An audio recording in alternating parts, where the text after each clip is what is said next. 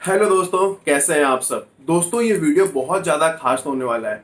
Reason ये है कि आज आपके दिमाग में चल रहे एक बहुत ही इंपॉर्टेंट डाउट को मैं क्लियर करने वाला हूं। अगर आप स्टार्टअप कर चुके हैं या करने का सोच रहे हैं, जी हां। और मैं ये सवाल जो है दोस्तों वो ये है कि आपको एमबीए करना चाहिए या नहीं करना चाहिए, अगर आप स्टार्टअप करना चाहते हैं तो, या कर चुके हैं तो। क्या एमबीए आपके स्टार्टअप जर्नी में आपको हेल्प करेगा या नहीं हेल्प करेगा? इस सवाल का जवाब मैं आपको देने वाला हूं दोस्तों। आपको बहुत सारे लोगों के बहुत सारे थॉट प्रोसेस मिलते होंगे कि कर लो नहीं करो, ये रीजन वो रीजन। मैंने बहुत ज्यादा सिलेबस में डीप में रिसर्च किया। मेरे बहुत सारे कलीग्स या फिर मेरे बहुत सारे फ्रेंड्स जिन्होंने एमबीए किया है, उन सारे लोगों से बात करने के बाद मैं एक कंक्लूजन में पहुंचा हूं और ये मैं आपसे शेयर करने वाला हूं दोस्तों। और यकीन मानिए, आपके ये सारे डाउट जो मिथ भी हैं बहुत सारे दिमाग में, वो भी उतर जाएंगे आज, अगर आपके दिमाग में ये सवाल है कि एमबीए करना आपके स्टार्टअप के लिए जरूरी है या नहीं है। तो चलिए शुरू करते हैं दोस्तों। सबसे पहले मैं अच्छी चीजों के बारे में बात करता हूं, जो पॉजिटिव चीजें हैं कि आपके स्टार्टअप में एमबीए आपको हेल्प करेगा दोस्तों।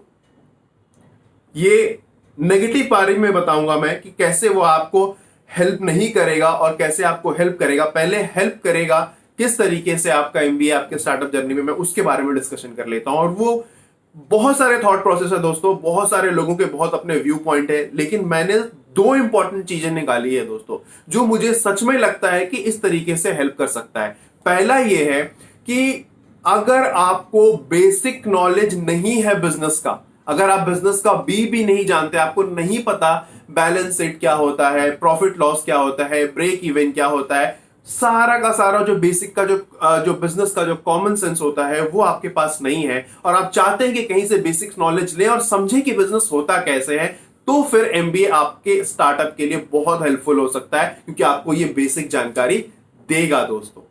दूसरा है नेटवर्क, जो मुझे लगता है पर्सनली कि ये सबसे इंपॉर्टेंट हो सकता है।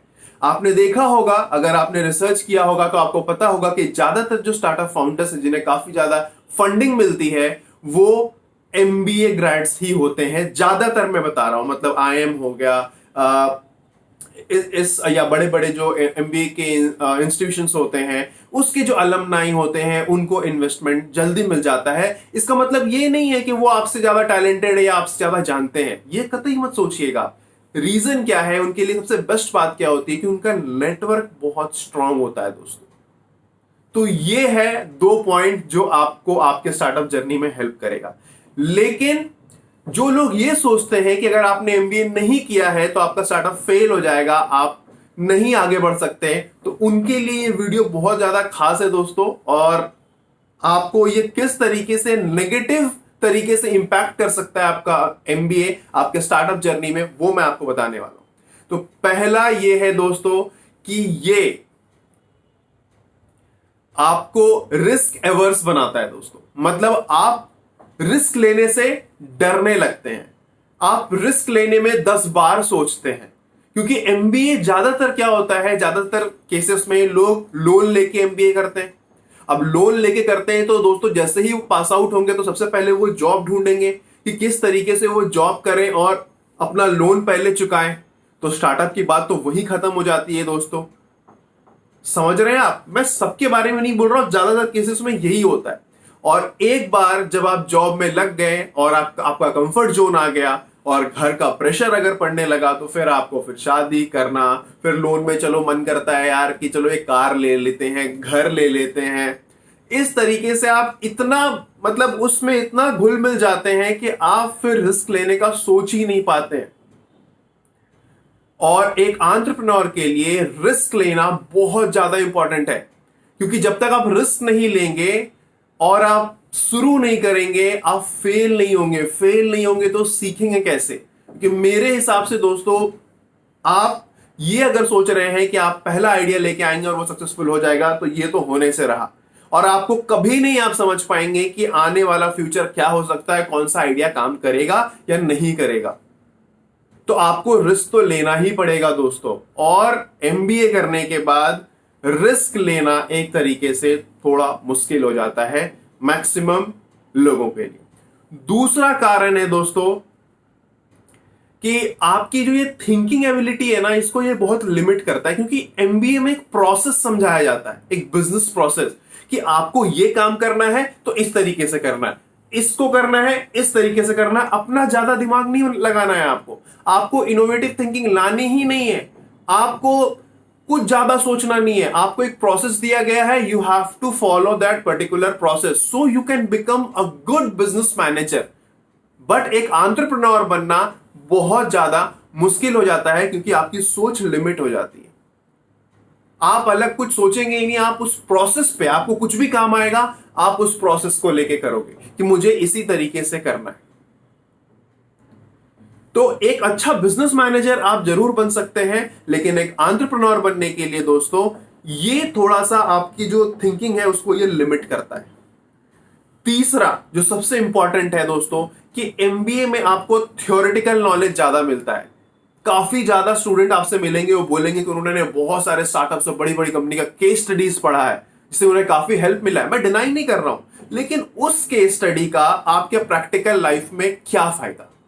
वो कुछ फायदा नहीं करने वाला दोस्तों। एक एंटरप्रेन्योर को चाहिए कि वो प्रैक्टिकल एक्सपीरियंस ले, वो खुद अपने स्टार्टअप में फेल हो और उससे सीखे। आप दूसरे कंपनी का केस स्टडी लेके आप समझ तो सकते हैं प्रैक्टिकली कि अच्छा ये प्रॉब्लम आया था तो उन्होंने किया था, लेकिन क्या जरूरी है कि आपके भी स्टार्टअप में यही प्रॉब्लम आएगा?